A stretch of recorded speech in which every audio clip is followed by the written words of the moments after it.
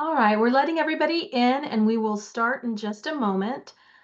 As you're joining us, we have a little poll for you. We're trying to collect a little bit of data. So if you wouldn't mind responding to the poll, that would be great. And we will start in 2 or 3 minutes. Let some people join us.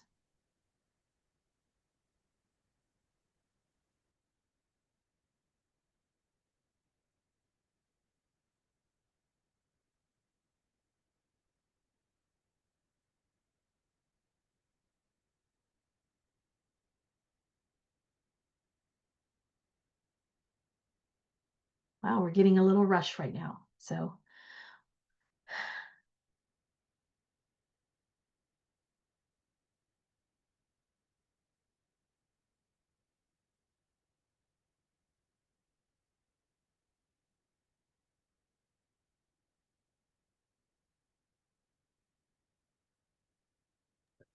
Thank you to everyone who's taking the survey. We really appreciate it. it's sort of fun watching it fill up in real time.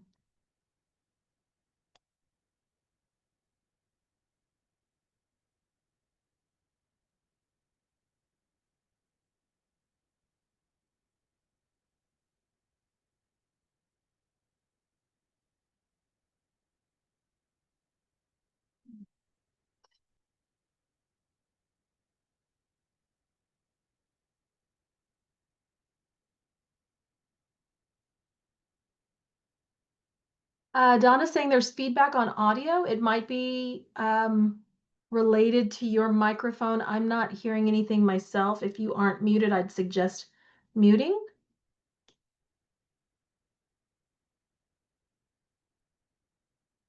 Can confirm no feedback on my end either. Yeah.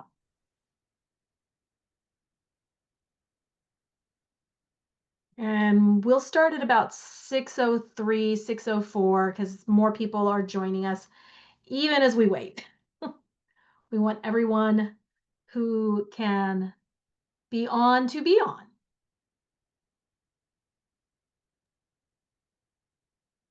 I'm seeing a lot of familiar names. Really excited that you all could join us. Leslie, Wolfenden, Sharon. Who else? Let's see, Barbara Blackman. Not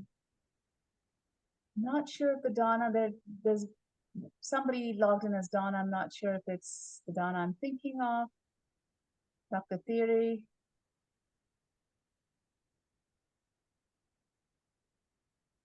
Thank you all for joining. Great. So I think I'm going to go ahead and start. I'd like to begin by saying hi. Thanks so much for all of you joining us this evening for our virtual event, Make Mine Modernism, John S. Chase and Mid-Century Architecture for Austin's Black Middle Class. I'm Tracy Anderson with Friends of the Texas Historical Commission, and I'm joined tonight by Anjali Zucchi and Lorelei Gonzalez, both also with the Friends. We're happy to see you tonight, and we want to encourage you to get to know more about us, the FTHC. We're the nonprofit partner to the Texas Historical Commission, and we provide support for historic preservation efforts across the state. And you can get involved too by visiting the What We Do page on our website at thcfriends.org. That's one word, thcfriends.org. Thank you to those who have chosen to support us with donations through our virtual event series. We're incredibly grateful for all of your generosity. Donations can be made anytime via our secure website portal at the thcfriends.org. I want to acknowledge the THC commissioners, Friends board members, and our colleagues at the THC who are joining us tonight. We're very glad to see you here and your support of our series. If you haven't already, please follow us on social media. We'd love to connect with you. It's also a great way to find out about future events and programming, like our next our next virtual event on September 4th. Wait for it.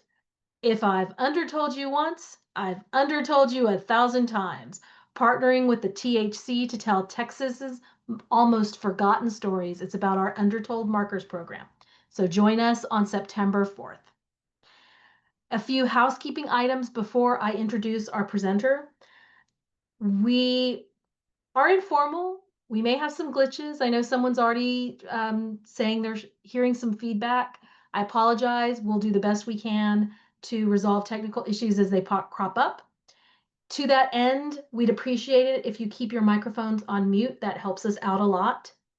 There will be a question and answer session at the end of the presentation, and you're welcome to put your questions in the chat box here on Zoom, or if you're viewing on Facebook, you can add them into the comments and we will monitor that as well.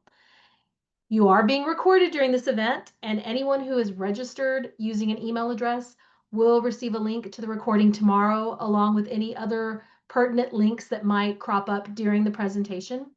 And once you get that email, you can absolutely share it with any friends that were unable to join us tonight. So now it is my great privilege to introduce Dr. Tara A. Dudley.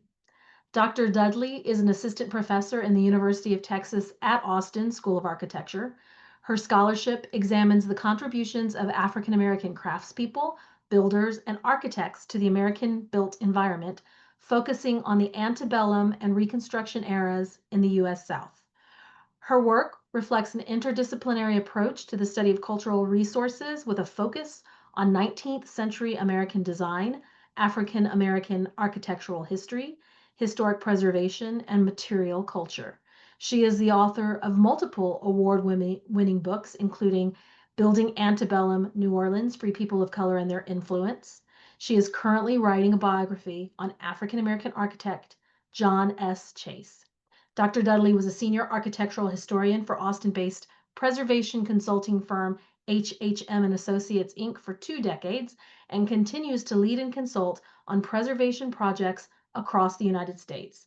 She obtained her master's in historic preservation and doctorate in architectural history from the University of Texas at Austin. Please join me in welcoming Dr. Dudley. Take it away. Good evening. Thank you everyone for joining in. I will get my screen shared here.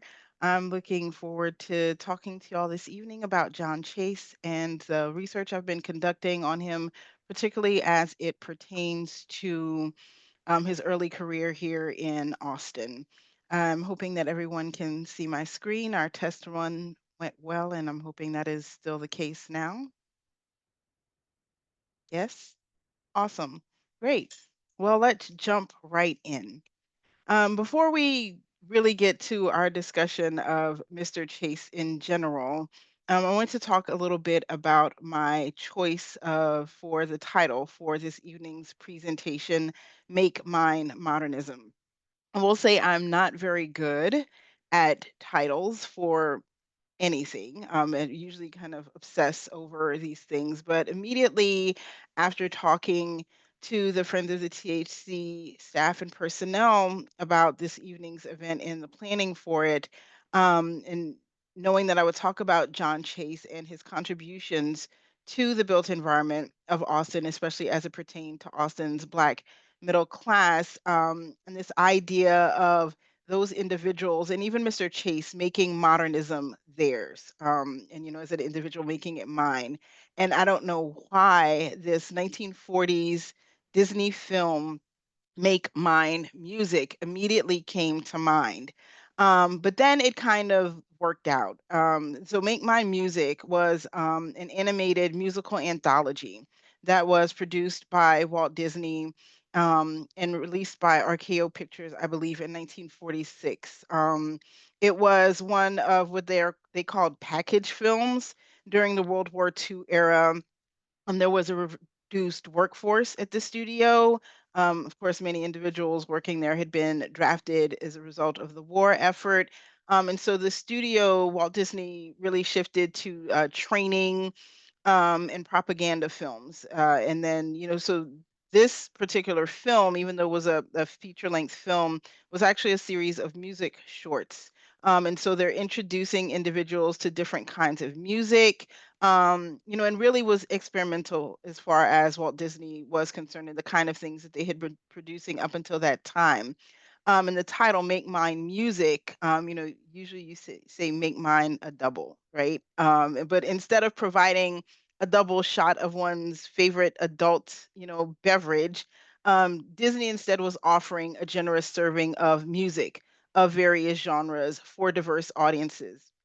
And so really making music accessible. And so this accessibility, and for our cases this evening, making modernism accessible to a wider audience, namely Austin's African American community, as they adapted their socioeconomic circumstances and aspirations to life during the Jim Crow era, resulted in this kind of title, Make Mine Modernism, and why I felt it made a whole lot of sense.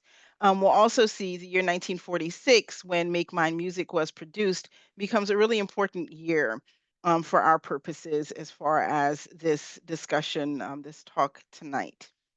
And so our protagonist, of course, in helping African Americans to make modernism their own, and a major part of their communities, was the architect John Saunders Chase. Chase was born in Annapolis, Maryland in 1925. After obtaining his Bachelor of Science in Architectural Engineering from Hampton Institute in 1948, he came to Austin to teach architectural drafting to veterans at a local vocational school, the Crescent Institute. In addition to working at the Crescent Institute, Chase worked in various capacities, including as a draftman for Lot Lumber Company. That's also a very important part of this evening's story. And as many of us know, following the landmark Sweat v. Painter U.S. Supreme Court case, Chase was one of the first Black graduate students to enroll at the University of Texas at Austin, and the first African American to graduate from the School of Architecture. As we know, ultimately, he goes on to become the first licensed Black architect in the state of Texas, and goes on to have a very prolific career from what becomes his home base in Houston, Texas, after he does leave Austin. But in the 1950s, in that decade essentially, in which he really was a major part of the Black Austin community, we see John Chase's career develop, and a lot of things that become very important and foundational, not only for his future career as an architect, but also for the African American community and their contributions to the built environment here in the city. At a time, of course, where Austin is a booming city in the post-war era, as were many other American cities across the nation. Here we're looking at various views of downtown Austin in 1946. And so basically, this is the lay of the land when John Chase arrives in Austin a few years later. The city is growing, as a result of the post-war boom. And as part of this boom, one of the things that came out of it was a 1946 industrial film, that was produced by the Austin Chamber of Commerce. And I literally discovered this film when I was fact checking some things about Austin in 1946. And so the Austin Chamber of Commerce produced this film, Austin's Temple of Tomorrow, for their annual planning meeting. And so this Temple of Tomorrow is referring to six pillars upon which the city's future economy, and prosperity should be built: industry, agriculture, recreation, education, government, and civic contributions. And so, according to the film, the Chamber of Commerce is really promoting that investments be made in each of these areas to secure the city's future economic success. The footage includes images of all of the members of the Austin Chamber of Commerce, all white men, with the exception of Miss Ella Wooden, Mrs. Goodall Wooten, who was a member of the chamber at that time. There are scenes of the city schools, civic buildings, recreational activities. You see young people playing in parks, various craftspeople, mechanics, builders working on projects throughout the city. But notably, there are no African American or even Hispanic, individuals who appear to be present in this film. Another thing that I thought was really interesting is, of course, in talking about this temple of tomorrow, the kind of architecture, the style that this temple presents is, of course, a classical, a Greek temple with its complete with Ionic columns, capitals on these columns, as we see here. And the commerce is really talking about, these ancient temples built on solid foundations, and the kind of, lifestyle and civic duty and whatnot that it's promoting, really fundamental for the growth of the city. But largely absent from this film and this conversation, of course, is Black life in Austin at the time. In 1946, Austin's Black residents are living under Jim Crow, under the system of racial segregation and discrimination, despite a significant and a very strong community in East Austin. As most of us probably know, due to city planning regulations as a result of the 1928 city plan, most non-white Austinites were forced to reside east of what is now today Interstate 35. Yet, despite this segregation, Black Austinites really established a vibrant community in East Austin with businesses, cultural centers, music venues like the Victory Grill. We have an interior shot of that particular establishment located and still in business, still thriving on East 11th Street. And so here in East Austin, the Black community rallied around important causes, including the Sweat v. Painter case that I mentioned, and that will continue to come up in today's story. Again, filed initially in February 1946. After Heman Sweat, a Black man, applied to the University of Texas School of Law, but was denied admission due to his race. Um, the members of the Black community offered Sweat housing, offered to support his family, and ultimately various Austin residents and as well as the NAACP lawyers became involved in his lawsuit against the University of Texas at Austin. And so here we have, just a picture of even veterans, former servicemen or current servicemen who patronize the Victory Grill, a young crowd that's present in this particular image. And alongside here, I have a few quotes that came from the Chamber of Commerce's video talking about the kind of principles and values that young people should have, especially, but that all Austinites should have to develop the Austin of tomorrow. And it is exactly these kinds of values, these principles that the Black community in Austin held as they thrived during the Jim Crow era here in the city. Among the families and businesses that were part of the contributions and the stability of and the growth, physical growth of East Austin during this time was the Lott family, which owned a business called Lott Lumber Company. Sometimes you see it written as Lott Construction Company as well. And so this family-owned business was established by the family's patriarch, Oral Rochester Lott Sr., who was a native of Victoria, Texas. He settled in Austin and established a partnership with another Black man named James Mosby, and they created Mosby and Lott in 1914. Their business was located at East 6 and San Jacinto Streets in downtown Austin, at the very east edge of 6th Street on the west side of East Avenue, now Interstate 35. There was a core of African American businesses. So there was a sort of Black business district on East 6th Street before the 1928 plan. However, with that plan and the establishment of the city's segregated district for Black Austinites, many of the Black-owned businesses downtown, especially there on East 6th Street, relocated to East Austin. And so Mosby and Lott moved to East 11th Street. And then later, when the company was bought out by Mr. Lott, they established their business in the 2200 block of East 7th Street. And this happened in 1936. And by this time, the company had expanded into lumber sales, into real estate.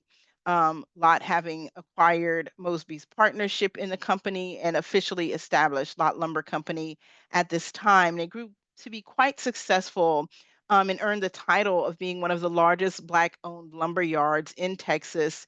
Not to mention its importance, its status as a family enterprise during this time period. Most of Oral and his wife Viola's children worked for the company or were involved in various ways. And so here we're looking at advertisements for the company.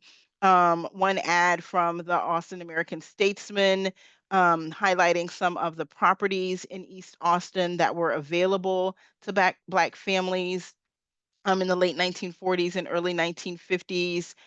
We have a view at the bottom left here of the business as it was located on East 7th Street. And then there at the bottom right, you see the kind of construction that made this enterprise efficient for the Lot family, but also affordable for Black Austinites during this time period, who, of course, had to come up with their own way and help their community members and be sufficient really in and among themselves to develop for house building. This is a time with redlining where Black families and property owners could not get loans to acquire property or build homes where they were living in their community. And so with the Lot family not only owning their own lumber yard, but designing and building prefabricated homes for the community. This made the American dream of home ownership in East Austin in the post-war era that much more accessible and attainable. And so with the lumber company, we also have the Lot family really becoming majorly involved in real estate. And so in 1946, again, that sort of banner year that we have here, the family established what was called the Keystone Realty Company. Oral Lot Jr. served as the president and one of his sons, Virgil Lot, as the secretary. In the papers, we can read that when they established this particular company. And so from 1946 on, this year where we see all of this ongoing change in Austin as the city continued to adapt to the post-war world, with, all of these notable developments in its social fabric, the city's cultural scene, economic activity, the beginnings even of civil rights advancements for African Americans, as well as the Hispanic community in Austin as it's transitioning from the wartime era into the post-World War II period. And then in 1946, with the lots establishing Keystone Realty, um, really important at this time because the city is seeing an increase in suburban development with the growth of new neighborhoods, businesses, and infrastructure. But the Black community, for the most part, is forced to remain in East Austin in that era. So, despite this post war progress, segregation continues to divide and create an inequitable experience for many Austinites, particularly those from Black and Latino communities. And so it's this environment that John Chase arrives, and you can see here in our timeline that he came to Austin in 1949. And then from there, various influences, including his time as an employee of the Lot family at Lot Lumber Company, really contribute to the growth of his career while he is here in Austin and really establish a foundation for his development as a modernist architect that really is important for his overall career and personal development as well. And so even before his storied entrance into the University of Texas School of Architecture, John Chase was a major member of Austin's Black community. As I mentioned, he came from Hampton Institute, now Hampton University. Upon his graduation from that institution in 1948, he did work for an architect in Philadelphia for a brief time as a draftsman, but then decided to come to the South because he understood that there were opportunities for African Americans despite racial segregation. Um, in that part of the country. And so he was ultimately placed at the Crescent Institute that I mentioned before. He taught drafting there to veterans and others. He also designed and worked on rehabilitating some of the facilities of the Crescent Institute as well. But he also hung out his own shingle, even though he was not an accredited professional architect just yet at the time. He was always seeking opportunities to ultimately attain that profession. And so one thing that he did was go into partnership with another young man in Austin, Herbert Buckley, who was a native of Laurel, Mississippi. And so Herbert Buckley and John Chase established a company called Modern Building and Designing Company. We can see an ad for that from the 1949 Austin City Directory. Among the projects that they worked on, including projects for the Crescent Institute, were additions to the Deluxe Hotel, which was an important enterprise in East Austin. Um, and then in 1950, there's a sort of a domino effect of events that happens that become really important for the rest of Mr. Chase's life and career.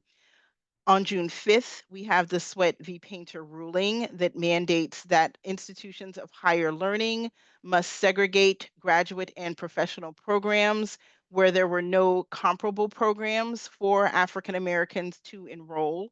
And so this included things like the University of Texas School of Law, which Mr. Sweat desired entrance into, but also the University of Texas School of Architecture, as well as graduate programs throughout the university.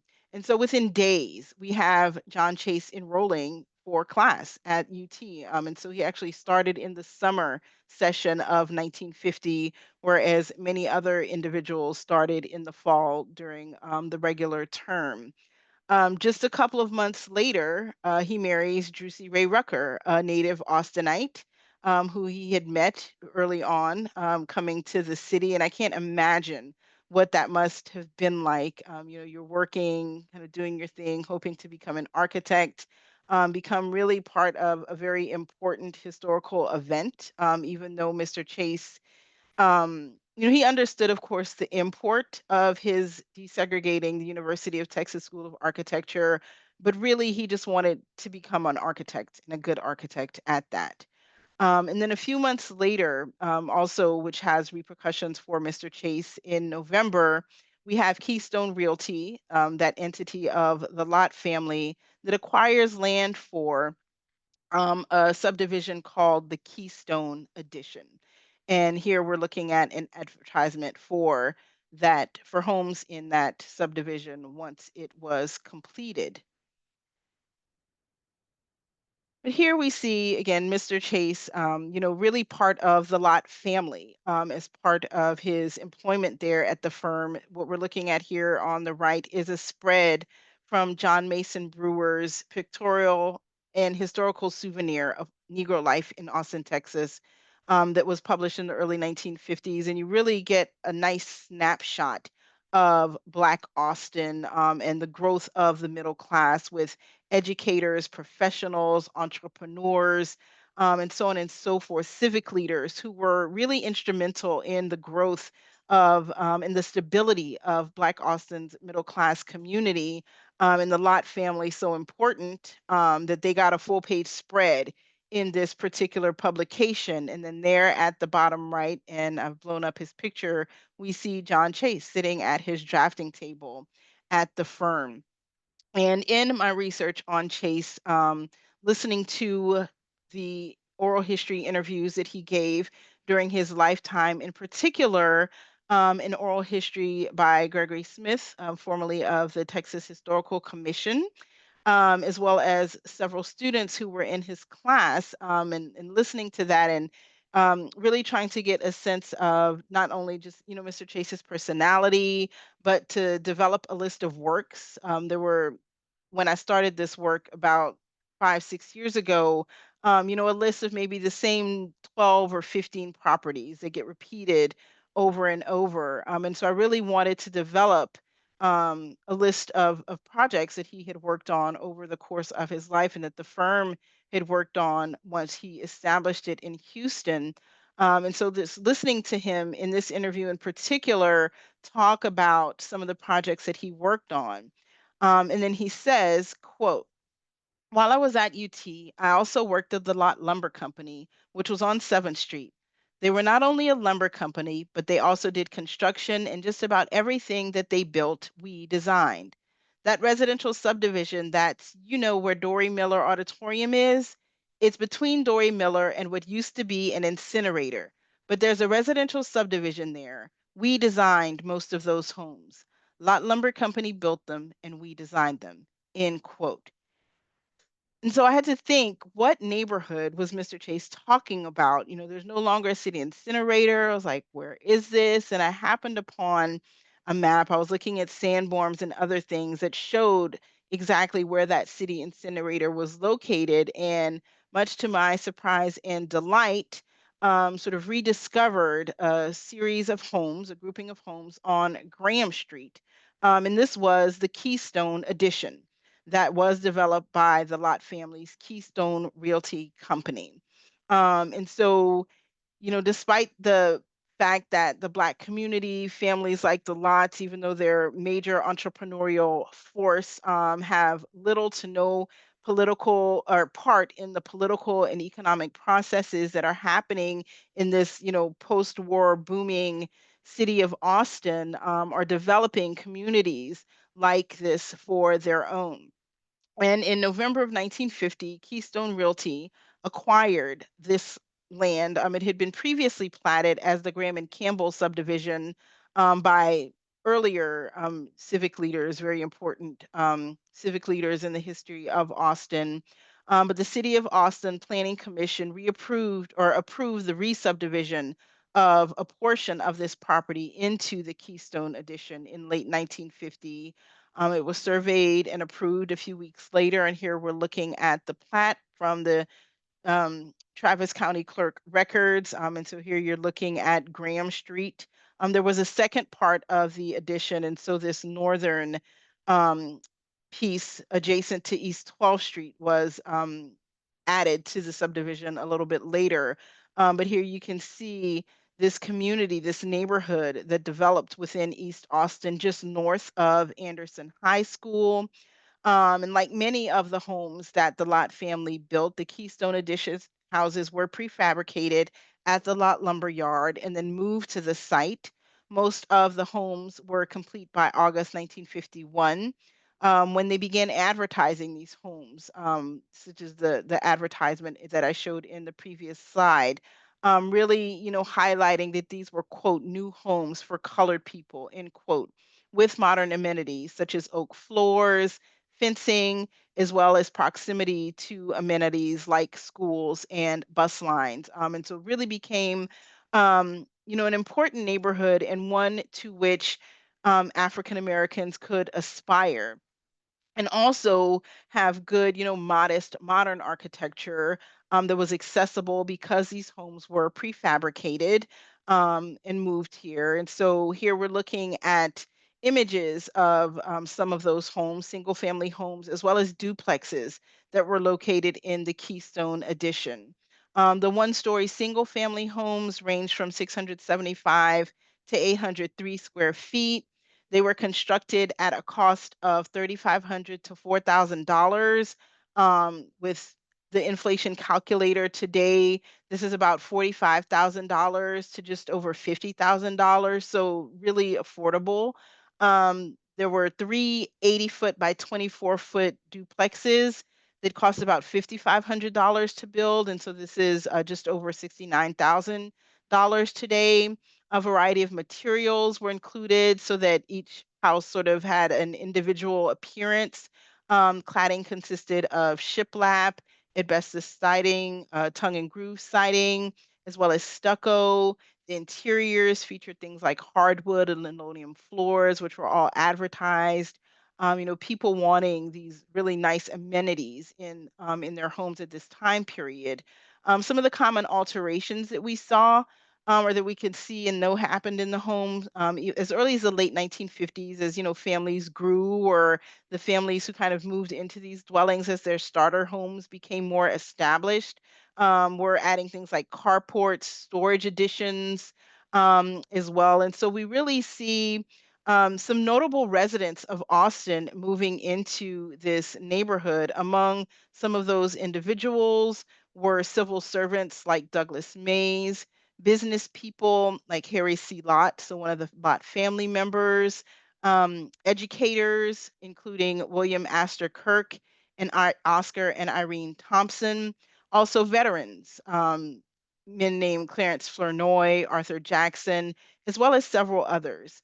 And looking into the lives of these residents made me realize just how important neighborhoods like the Keystone Edition contributions by people like the Lott family and their business, as well as John Chase, really were important for helping the Black community to develop their built environment, have good modern architecture, but also how interconnected so many of these people were, not only to one another, but even to John Chase.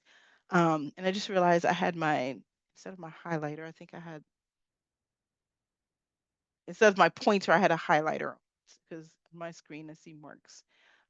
So sorry about that if that's what you're seeing as well.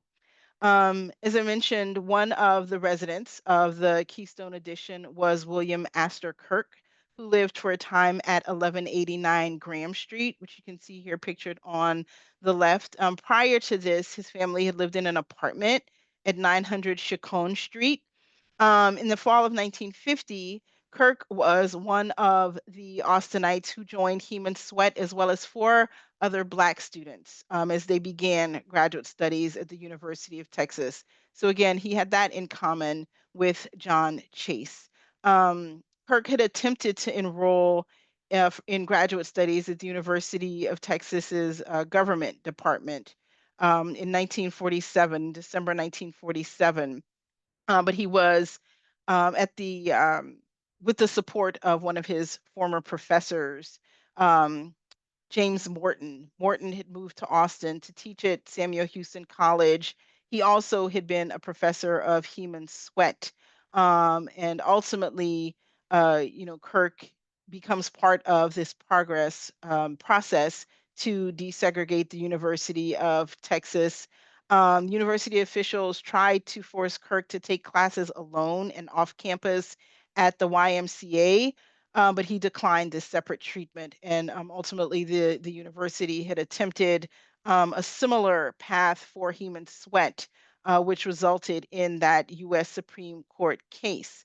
But ultimately, Kirk was enrolled at the university. He received his PhD in government from UT in August of 1958. During this time and after, he used his classrooms at Houston Tillotson, where he then taught, as laboratories for teaching civic engagement to his students. And so these are students who would then go on to have very important roles in the growth of the Black middle class in Austin. Kirk was also one of the major protagonists in integrating the Austin Public Library in 1951, ending segregation in the Methodist Church. And he and his students were also instrumental in desegregating various municipal recreational facilities throughout Austin, including Zilker Park and Barton Springs. And so his family lived here in the Keystone Edition from about 1954 to 1960. The Lott family also had one of their own family members, Harry C. Lott, who was the second child and son of company founder Oral Lott Sr. and his wife Viola. And ultimately, his role in the family business was as yard foreman. And so we can see Mr. Lott here on the right pictured. This is a detail from that same spread advertising the company.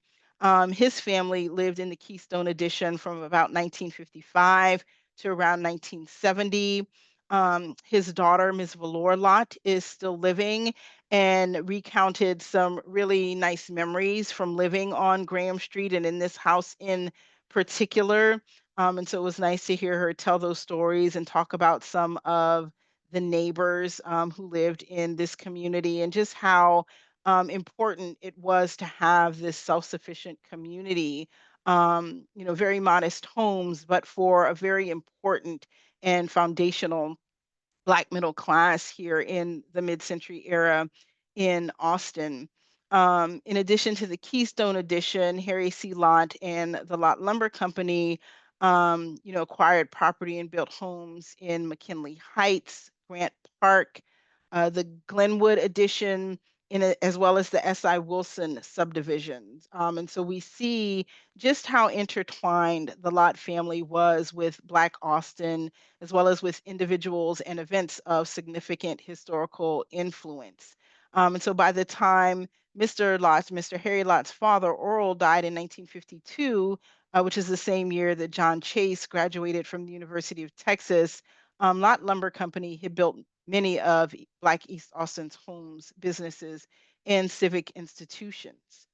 But before we leave the Keystone Edition, also wanted to point out the residence there of Irene and Oscar Thompson, who lived at 1176 Graham Street. It is one of the houses that you can really see a lot of the original character, even though it has been rehabbed over the years. Some additions have been made to it. The original home, to give you an idea also of the square footage of some of these residents, again, very modest, but attainable modern homes for Austin's Black middle class. The original square footage of the home was just under 800 square feet. Mr. Thompson, also part of the story of desegregation at the University of Texas. He also enrolled in the university in 1950. Um, and he actually became the university's first Black graduate, completing his degree in January of 1952. So just a few months before Mr. Chase actually graduated. Mr. Thompson was from Rosebud near Waco. His college aspirations were first put on the back burner by the first Great Depression, and then he served in the Pacific during World War II. Upon his return from service, he used the GI Bill to finish his degree at Paul Quinn College in Dallas, but then ultimately was able to capitalize on the Sweat v. Painter decision and came to UT to pursue a master's degree in zoology. This is the present day molecular biosciences department, if I recall correctly, in particular with an emphasis on genetics. He was 45 years old when he became UT's first Black graduate. So a really important achievement. And then afterward became a research scientist assisting UT geneticist C.P. Oliver, investigating sickle cell anemia, which we know disproportionately affects African Americans. Um, Mr. Thompson lived here on Graham Street with his wife, Irene Thompson. The couple had married in August of 1952, moved to Graham Street around 1960. And Mr. Thompson died in 1962. Miss Thompson probably continued to live here just before moving to her next home, which I'll talk about because it also plays an important part in our story about John Chase and modernism. In 1952, upon his graduation from the University of Texas, Chase ultimately relocates to Houston to pursue his architectural career there. But he did not cut ties with Austin, returning very soon in the fall of 1952 after he was hired by the Colored Teacher State Association of Texas to design their headquarters here in Austin. That association was formed in the late 19th century in 1884, I believe, to unite Black educators across the state of Texas. And ultimately, by the 1950s, is looking to have a headquarters in the capital city. And so here on the right, well, on the left, we can see from the Texas Standard, which was the monthly publication of the association, members of the association and their representatives signing the deed or receiving the deed from the owner, the previous property owner, as well as the groundbreaking ceremony. And highlighted in both of these images, you could see Mr. Chase, who was part of those occasions. Um, in the building that Chase ultimately designed, we can see mid-century modern details like an asymmetrical flat roof, corrugated siding, the entry door with 3 portholes. Um, that were, really part of this aesthetic of modernism that John Chase was developing very early on in his career. The use of natural materials, we see stone on the facade, contrasting that with brick, so adding some warmth to the more cold, if you will, elements of modernism here. Really imbuing the building with its own personality, with a lot of individuality. And I think that was something that was very appealing to Black Austinites, especially as they're looking for architecture to represent not only their community and their standing, but also their modernity here in the city at the same time. The building ultimately was sold in 1968 and became a beauty salon, the House of Elegance, for many, many years. It was still serving that function when it was listed to the National Register of Historic Places. Ultimately, the business did close, and in more recent years was acquired by the University of Texas at Austin and underwent a restoration in 2022. And so here we can see at the bottom right, the appearance of the building after it was restored by Black woman-owned firm Carter Design Associates. And so John Chase's presence in Austin continued to be felt throughout the 1950s, especially in a neighborhood which developed not very far from where he and Miss Drusy actually lived. And it was interesting to me here in the circle is where they lived in the 2300 block of East 22nd Street, just a couple of blocks away from what ultimately developed and what we now know of as the Rogers Washington Holy Cross Historic District.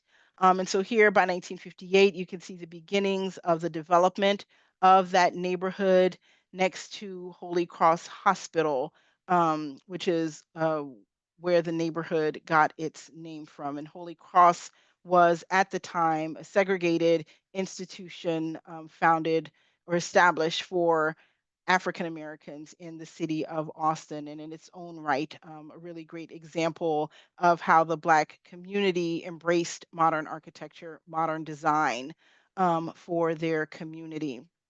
And so, just as we see the Black community developing its civic, educational, and religious institutions, we have the Black community also continuing to create its own neighborhoods. This one in particular, we have dentist and community leader Dr. Everett Given subdividing a tract of land that he owned off of East 19th Street, what we now know of course, as MLK Jr. Boulevard, adjacent to the very impressive Holy Cross Hospital, with A.J. Stinger, who was a white architect and builder famous for his mid-century designs. Givens platted Holy Cross Heights, and we can see the plat of that here in the center of this image. And this was the first Black subdivision in Austin to have Federal Housing Authority approval. The homes had to cost between $6,500 and $8,000 in 1950 coins, and monthly payments were couldn't be more than $45 to $50. I forgot to do the inflation calculator for those rates. Stinger never actually designed homes on any of the Holy Cross lots, but after adjacent landowners Eli Rogers and Marcellus Washington subdivided their property, which gives us the extent of what is now part of the historic district. We have various local builders, including Lot Lumber, Hal Starkey, Travis Cook, as well as Nash Phillips, who were building in the neighborhood for Black Austinites by the late 1950s.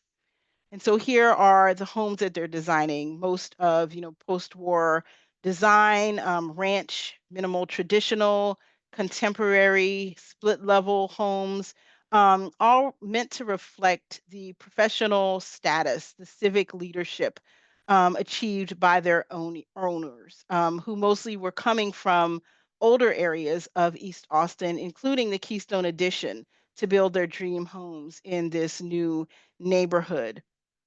In particular, there were two widows who built homes for themselves, Irene Thompson as well as Della Phillips, and they both turned to an African American modernist architect who we know very well, who had ties to the neighborhood for the designs of their home. So one of these homes, designed by John Chase, if you hadn't guessed, was for Irene Thompson. The residence was initially intended to be the home of Ms. Thompson and her husband Oscar, after they moved from the Keystone Addition, along with their daughter Ida Dawn. As we know, Chase was a contemporary of Mr. Thompson's, but sadly, he passed away in 1962 at the age of 55. And so Chase designed his first modernist house in Austin for Mr. Thompson's widow, Irene. And so Miss Irene, a very important and influential individual, a longtime school secretary. She was a registrar at L.C. Anderson High School, a member of Alpha Kappa Alpha sorority, African American sorority and community organization. She was a Democratic Party organizer, just a really important community activist. And for her, Mr. Chase designed a multi-level home featuring a stone and glass facade under a cantilevered flat roof. All of the owners since have been female. The current homeowner, Marilyn Poole Webb, is the niece of Miss Thompson, and she grew up just across the street on the corner of East Martin Luther King Boulevard. And this home really stands as a testament to the aspirations of the longstanding Black community, just the optimism inherent in modern architecture and post-war architectural expression. Just up the street, Maple Street, but at the corner of Maple and East MLK is the Della Phillips house that Chase designed, pivoting from more of a modest and stripped down minimalism that we saw at the Thompson house, to really a tour de force of modern, mid-century modern architecture, for Miss Della Phillips, who was a graduate of Anderson High School, enrolled in a nursing program, but quickly returned to Austin when she wasn't happy out of state, completed her education at Samuel Houston College, and earned a BA in education and a teaching certificate. Um, Through her collegiate experience, she also became a member of Zeta Phi Beta sorority, the chapter in Austin, which she helped charter. And so she was also an active community member in Austin, but also became the owner of the Phillips Upshaw Funeral Home, which she and her husband had co-founded before his death. And as a widow, Miss Phillips then sought her um, own architectural expression in the design, or having Chase design this home for her, which you can't miss as you're driving down MLK, with its projecting bright green, diamond shaped roof line. The house itself is organized into this T-shaped box and really set into the landscape, expressing the Usonian principles of design that Chase really had begun to adopt into his architectural oeuvre by this time period. And we can see, the utilization of contrasting materials, the stone, the limestone, other rock, as well as the sort of more hard elements of modernism that are present in the home. And it was a split level house, or is a split level house. It was initially designed with an open plan, but ultimately, we saw Chase sort of mitigate that aspect of the modernity to more traditional plan, because when you come through the front door, which is actually located here, there is a wall of glass block that does allow light in, but creates more kind of traditional separation of entry and public and private spaces in the home that Miss Phillips preferred as she was living here in this house. And so, with the work in the what we now call the Rogers Washington Holy Cross Historic District, we really see Chase make a name for himself in Austin, but also begin to establish the kind of work that really would serve him as he was going on to establish his architectural career in Houston. One of the works just at the end of the this era, at the end of the 1950s and 1959, we see Chase design David Chapel Missionary Baptist Church, just catty corner from the Phillips House at Chestnut Street and East MLK. And this project really came out of Chase's master's thesis, Progressive Architecture for the Negro Baptist Church, where he was promoting modern architecture, especially for these religious institutions, which were such foundational entities, within their communities, also here in Austin. And Chase's thesis ultimately became an important um, part of establishing his career. Once moving to Houston, Chase is trying to get licensed. He could not find work in predominantly white architectural firms. And so, what he would do was shop around his thesis at various Black churches in the Golden Triangle area.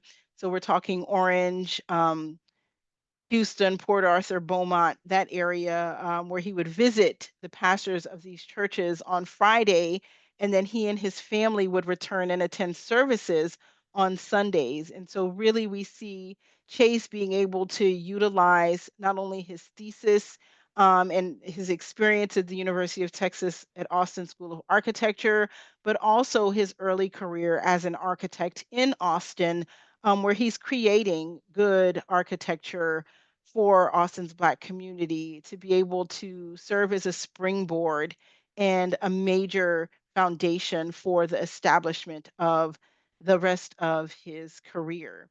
And I look forward to being able to continue to talk to folks about that career, especially once the book that I'm wrapping up that manuscript, because I'm sure that's going to be a question today, um, comes out. And so thank you for your attention and look forward to answering any questions that you might have. Thank you so very much, Dr. Dudley. I have to admit that while you were showing some of those pictures on my other screen, I was Googling addresses to look at Google Maps and look at some of the houses and really see the overlay of what was there. And some of them kind of surprised me. It sort of surprised me where they were. As we discussed earlier, they're really, really close to my mother-in-law's neighborhood, just Hmm. like a block south of there. And I see those houses all the time. It's wonderful to sort of know more about the history of them. So we do have several questions that are Great. coming through. So let me start here. Sharon is interested to know if the book by John Mason Brewer, um, Negro Life in Austin, is available online, or if you are aware of a place where she could access it. Unfortunately, it is not. The pictorial souvenir is only accessible at the Dolph Briscoe Center for American History on the University of Texas campus. I have been sort of putting a bug, not sort of, I've been very persistent about putting a bug in the ear of folks to maybe have that digitized or reproduced even.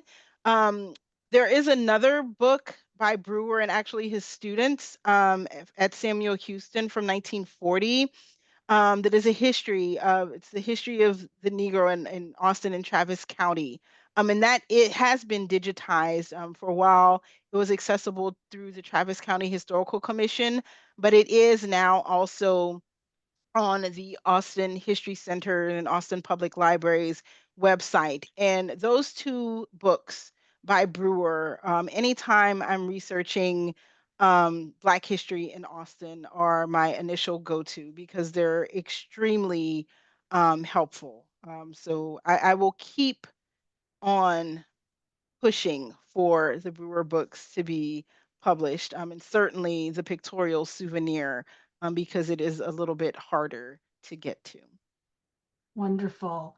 Um, Ted Eismeyer, sorry if I totally ruined that, is wants to know, have many of these houses been saved or restored?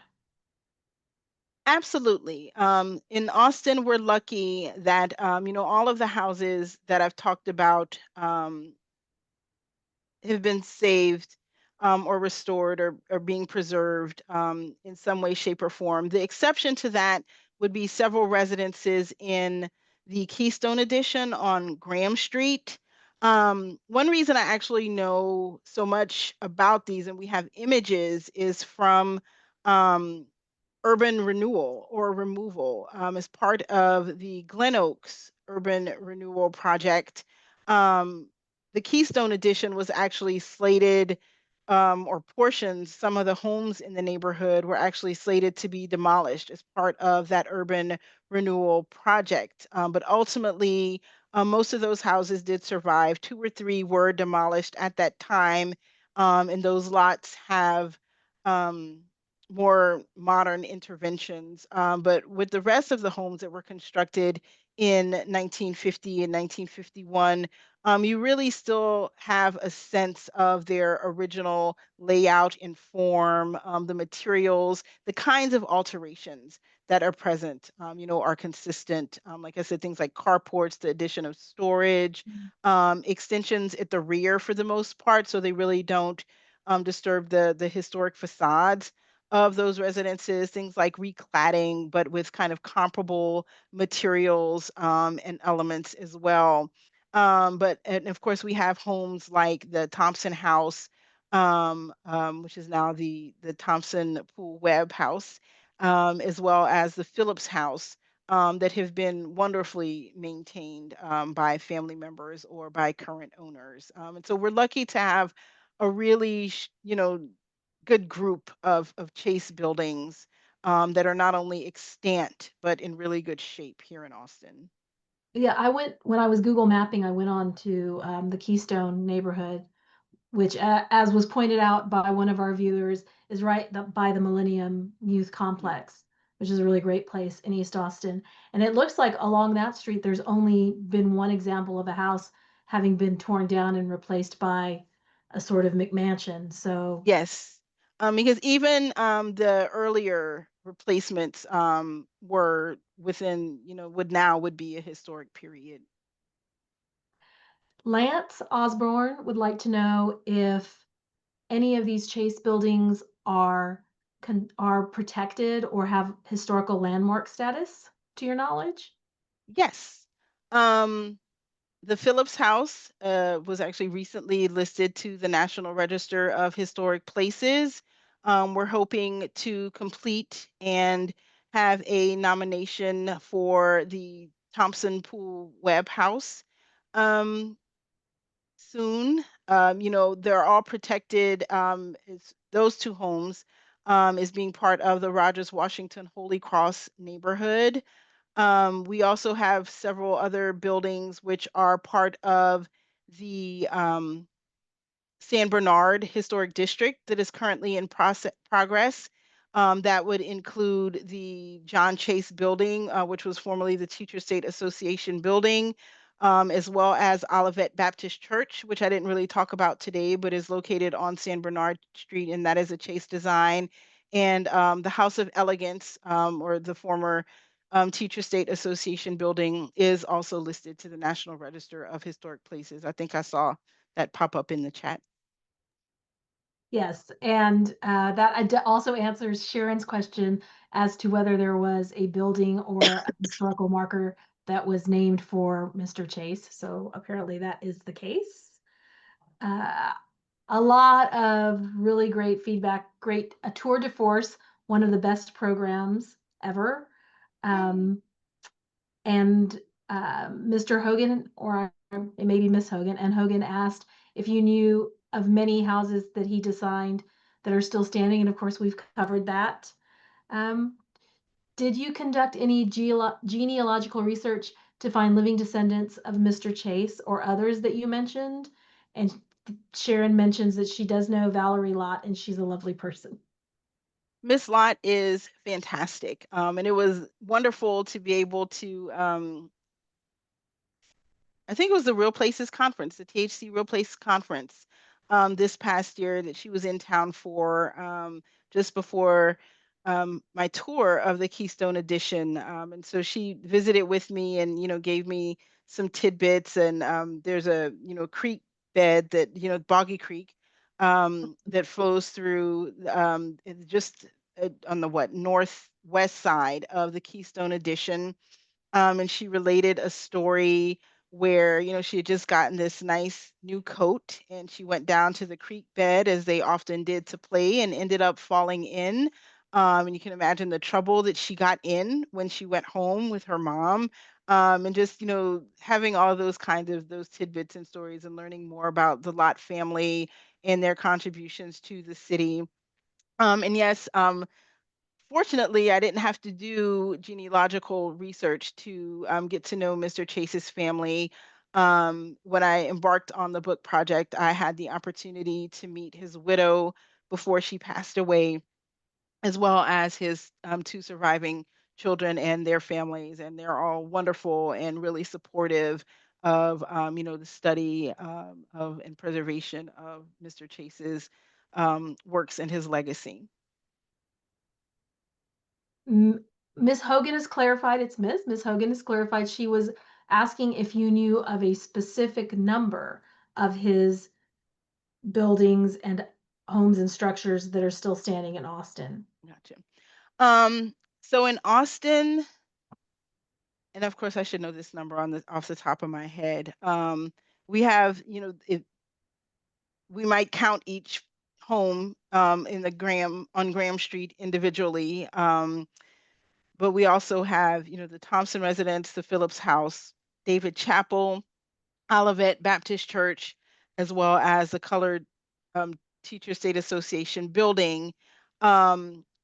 He kind of had a resurgence later in his career in Austin, becoming involved in the Texas Exes Alumni Association. He was the first Black president of the Texas Exes, um, as well as contributing to the university in other ways. And he also designed the Mike Myers soccer stadium, as well as the San Antonio parking garage.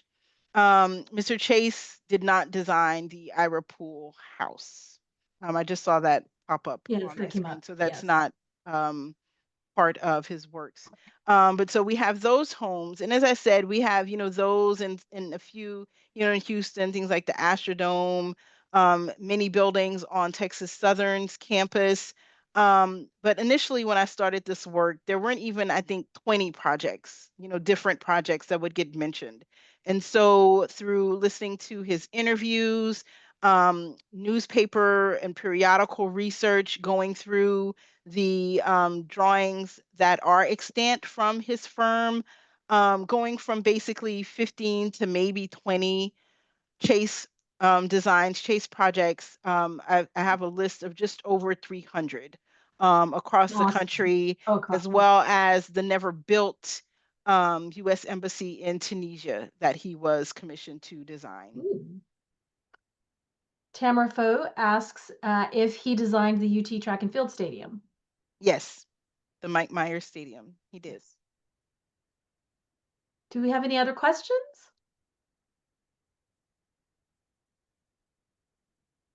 I see none. Leslie Wolfenden wanted you to know. Great job as always. Thank you, Leslie.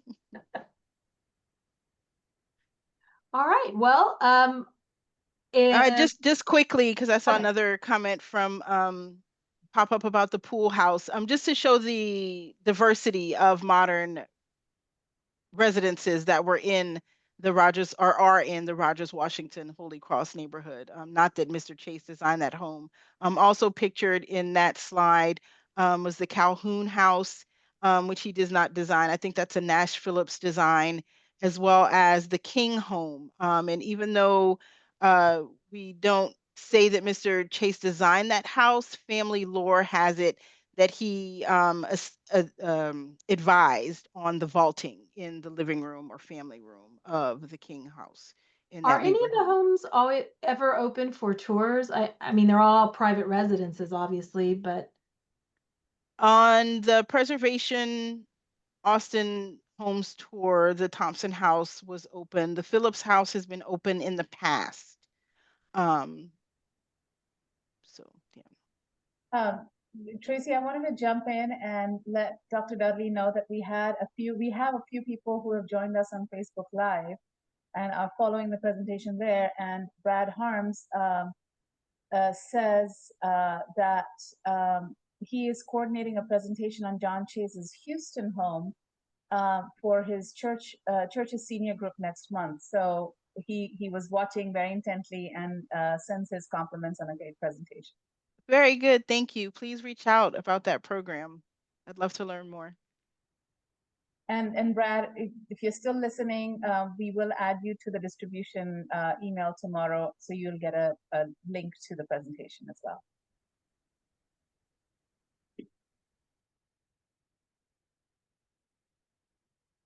Oh, you're on mute, Tracy. it does seem like the questions have slowed down to a trickle. So I think we are complete with your presentation. It was wonderful. I loved talking to you beforehand. That was really great. It really if everyone else feels the way I do, then they must have loved it as much as I did.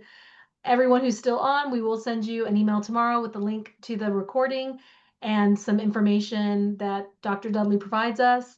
If you have any questions or want to reach out to Friends of the Texas Historical Commission, we have been dropping links in the chat so that you can join us. And again, our next presentation is going to be September the 4th, and it's going to be an Undertold Markers presentation by Bob Brinkman and Alicia Costella.